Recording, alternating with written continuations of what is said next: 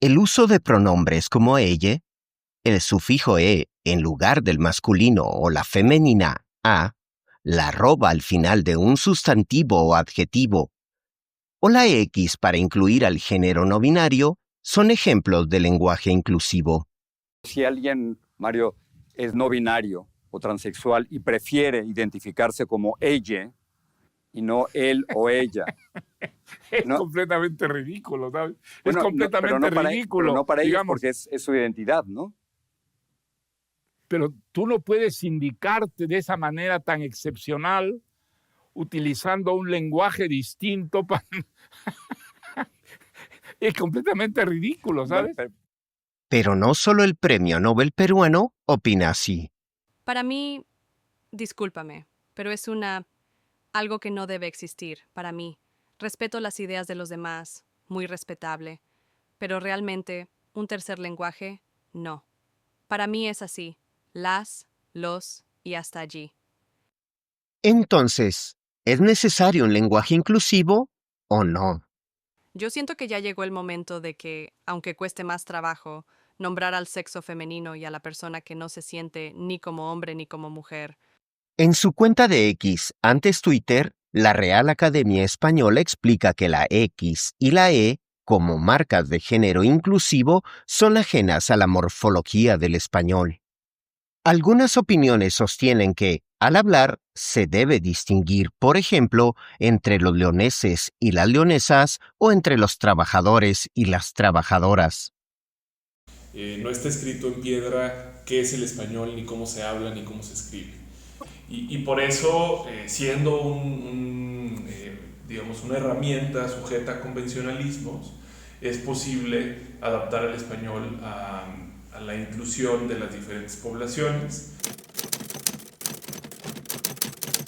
La RAE se ha ido adaptando. Desde 2018, su definición de fácil, por ejemplo, ya no se refiere a una mujer. Y ya hace 10 años cambió la definición de las profesiones, tradicionalmente masculinas, que antes empezaba definiéndolas con hombre que tiene por oficio. Creo que esto va a recaer principalmente en el terreno del trato entre las personas, entre el reconocimiento de las diferencias y también el reconocimiento de los derechos.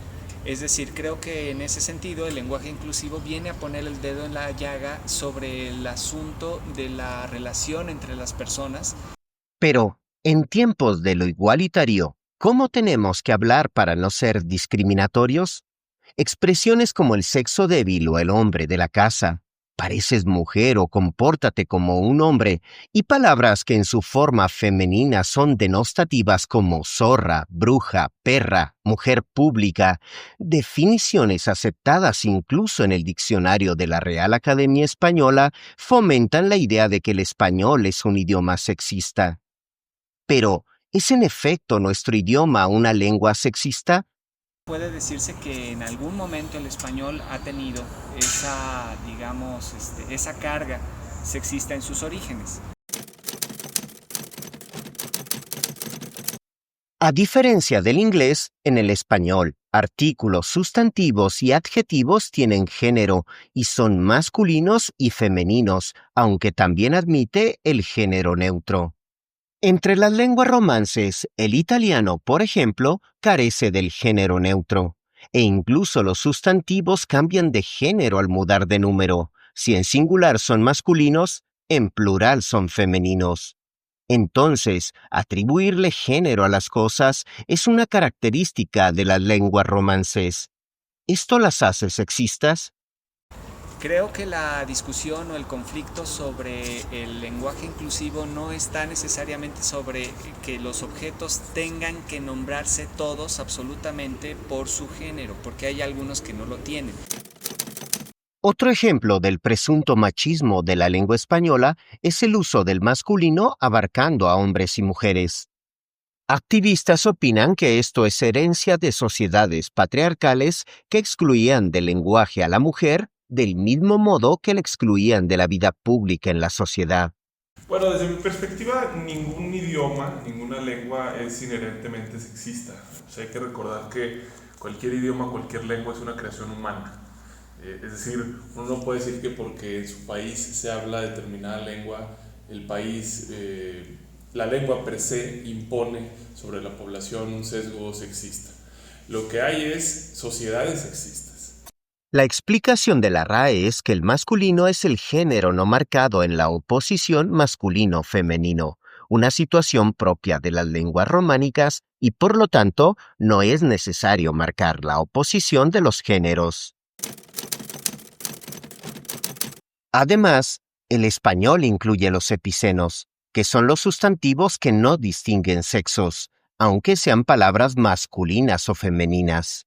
Hace no mucho tiempo, todavía se hablaba de la historia del hombre, y hombre entendido como varones y mujeres. Sin embargo, en los años recientes se ha optado por utilizar otro tipo de términos que sean más abiertos para entender que somos la humanidad. Por eso, expertos opinan que la discriminación y el sexismo no está en la lengua, sino en quienes la hablan.